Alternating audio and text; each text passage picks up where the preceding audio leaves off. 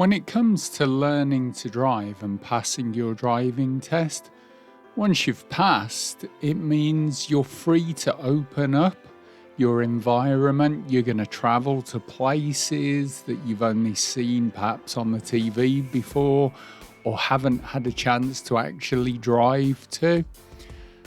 And that is fantastic. But as our environment opens up, we're going to encounter things we've perhaps never come across. And we're going to list a few of those for you today. So the first is a contraflow cycle lane. Now, contraflow means against, counter. Now, if we look at the sign on the floor there, it tells us it's a one-way road, but you're going to have bikes or bicycles coming the other way. Well, we might think that's not out of the ordinary. Well, the highway code does say that bicycles should obey all traffic signs, and that the law states any person propelling a vehicle that doesn't comply with the sign is committing an offence. So normally you shouldn't find bikes going the wrong way down one-way streets. However, in this instance, by law, they are legally allowed to drive in the opposite direction to the traffic that's coming down the road. And that's why if we look at the sign on the floor, it tells us it's a no entry except for bicycles.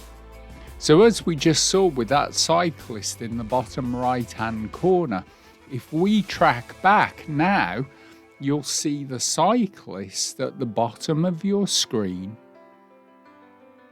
coming the other way down a one-way road, and there's not much room at all. But here they are legally entitled to do it, so you need to make sure of your observations when turning into a one-way road with this sign. The second thing we may not have encountered on our lessons are trams and tramways. Now more than ever in big cities such as Birmingham, Wolverhampton, Nottingham, Sheffield, Manchester, there's trams and tramways. So you need to be aware that at some point whilst driving around these cities, you may be stuck in traffic and find a tram travelling behind you or in front of you. So it's always a good idea to make yourself aware of the tram signs and markings before you visit these places. You need to know which traffic lights are for you, which signs and markings applies to the tram, because you need to know whether you can go, whether that traffic light is for you, or whether that traffic light or that signal is actually for the tram and you don't need to do anything.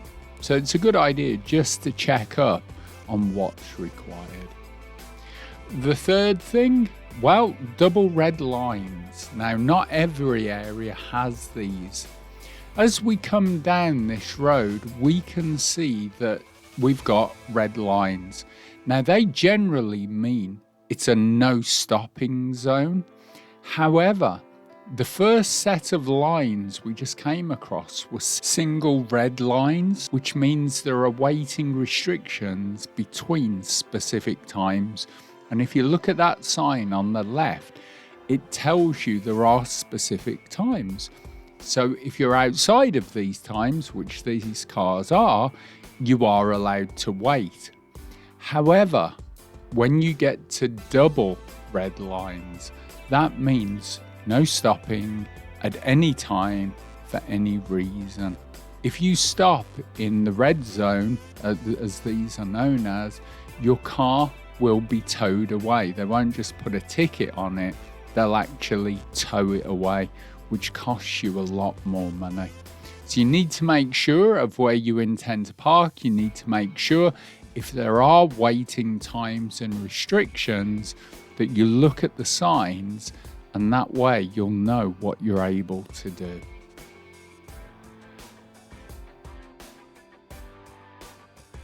So next on our list are roundabouts where you actually give way to traffic on the left. Now, most roundabouts throughout the UK, you have to give way to traffic on the right. However, there are occasionally road markings and signs, like you can see in this example, where you're told you have to give way to traffic on the left. So as you go round, anything that is coming from the left at this point, it's up to you to wait and give way to. Let's show you an example of this. This is a roundabout called Frankwell Roundabout in Shrewsbury.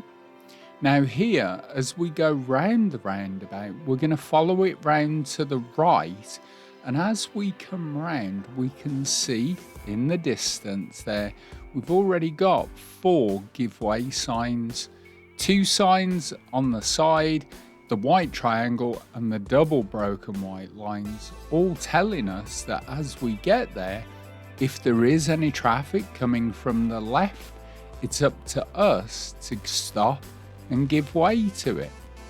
Coming at the roundabout from the other direction, we can see the taxi is following that direction.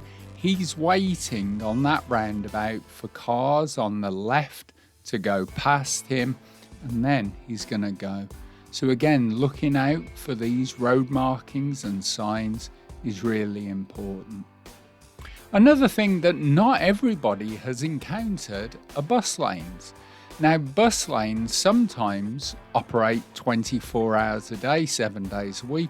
Other times, like here, it tells you that in this instance, after midnight and before 11, you can use the bus lane. Here, for instance, it's 7:30 till 6:30 every day. So if you're coming up here and it's 6:31 of an evening, then quite legally, you can drive in the bus lane. However, between those times, you need to stay out of them. Most cities do have cameras monitoring the bus lanes, and you will end up with a fine if you go in it, even to let an emergency vehicle come past you. So it's better to just stay out. On top of that, you will get buses, taxis and bikes coming up the inside of you, so it is important that you keep out of them.